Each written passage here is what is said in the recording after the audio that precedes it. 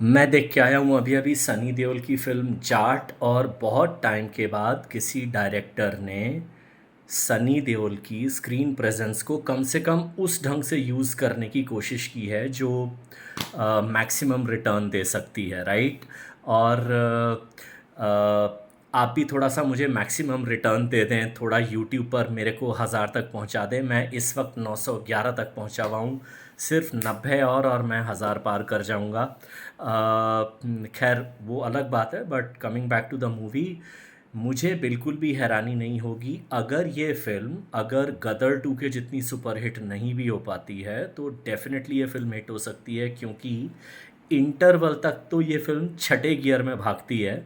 और जो हीरो और विलन के जो कैरेक्टर को एस्टैब्लिश किया है डायरेक्टर ने, वो बहुत अच्छे, वो ट्रेडिशनल 90s टाइप की फ़िल्म की आपको याद दिलाएगा। हालाँकि ये वैसा घिसा-पिटा या बोरिंग प्रेज़ेंटेशन नहीं है। सीधी-सीधी बात ये है कि एक शुरू होता है ये रणदीप हुड्डा का कैरेक्टर रानातुंगा, जो श्रीलंका से सोना लेके भाग के आ जाता है हिंदुस्तान, और हिंदुस्तान में आंध्र में कोस्टल एरिया में एक गाँव में अपनी एक छोटी-सी दुनिया बना लेता है ज़ुल्म की। और जो भी उसके खिलाफ हल्का-सा चूँ-चपड़ करे उसका सर ही काट देता है, इतना रूथलेस आदमी दिखाया है।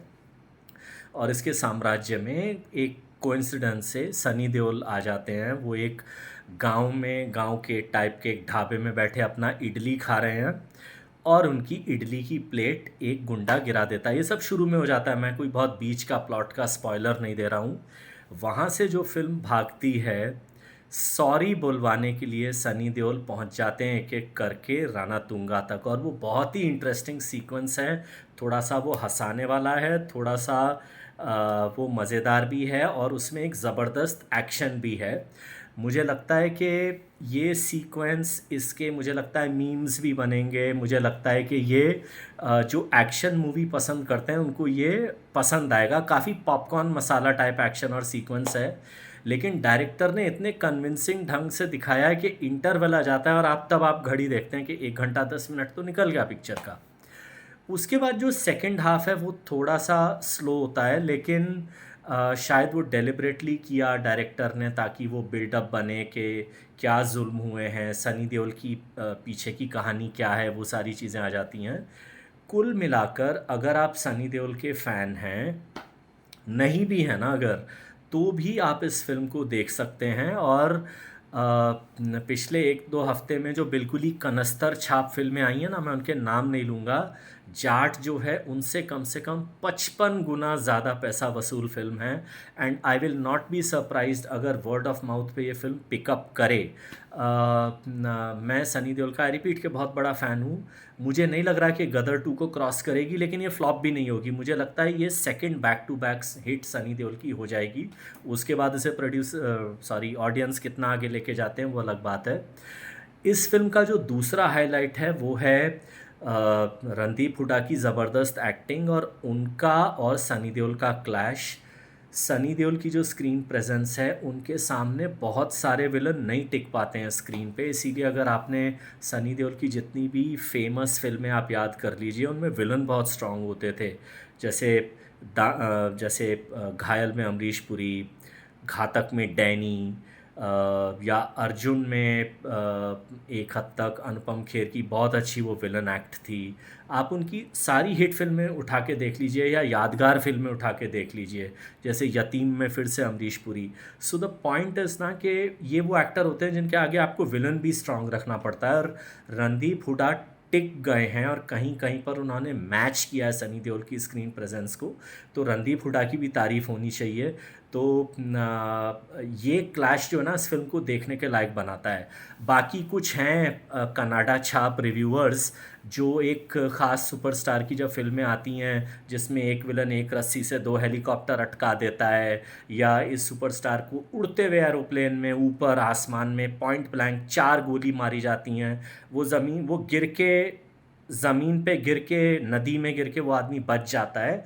ऐसी फ़िल्मों में कन्नाडा छाप रिव्यूअर कुछ नहीं बोल पाते हैं, तारीफ़ें ही करते हैं।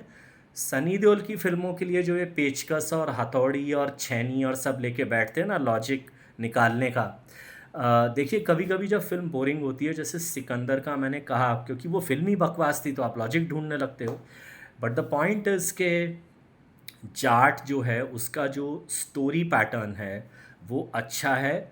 मेरा प्रेडिक्शन ये है कि सिंगल स्क्रीन में तो फिल्म धमाका करेगी, खासतौर से इसके कुछ सीन, जो मेरा एक फेवरेट सीन जो यहाँ छप गया है खास फाइट सीन में, विलन वो ट्राई कलर का जो रखा हुआ है टेबल पे, दो झंडे, हिंदुस्तान के तिरंगे झंडे, उनको उठा के सनी देओल को मारने की कोशिश करता है, तो सनी देओल पहले उसकी कलाई पकड़ के उसकी कलाई तोड़ते हुए झंडे को उठा के, झंडा नहीं गिरना चाहिए, टेबल पे ही वापस रखते हैं।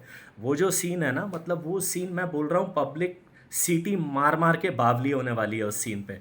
सो ये कुछ, और एक वो जो सनी देओल करते हैं तो कन्विंसिंग लगता है यार, कि वो पंखा उखाड़ा और उससे वो जो लड़े हैं, मैं सस्पेंस नहीं निकालूंगा। So all and all as I said कि मैं तो वो आदमी हूँ जिसने घायल शायद 80 बार देखी होगी। So I absolutely enjoyed the movie. लेकिन अगर जैसा मैंने कहा ना कि इस फिल्म का एटलीस्ट इंटरवल तक की स्पीड, इसका एक्शन, और इसका वो अच्छे और बुरे का जो क्लैश है ना, वो पब्लिक को मुझे लगता है पसंद आएगा। उन लोगों को बिल्कुल पसंद आएगा जो फिल्म देखने जाते हैं, इंजॉय करते हैं और बाहर आ जाते हैं। ये जो सेलेक्टिव लॉजिक ढूंढने वाले लोग हैं ना, कि मेरे सुपरस्टार की फिल्म में लॉजिक मत ढूंढो, तुम्हारे सुपरस्टार की फिल्म में ढूंढी जाएगी, वो थोड़ा सा अपना चलाएंगे राग ढपली।